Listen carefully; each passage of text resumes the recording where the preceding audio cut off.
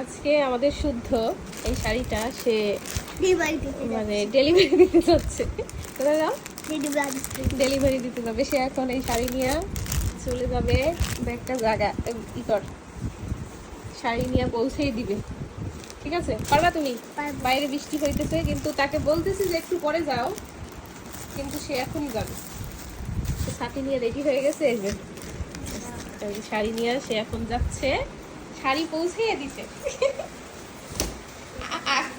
আগে ছাতি ফেলছো কেন? দরজা খোলো।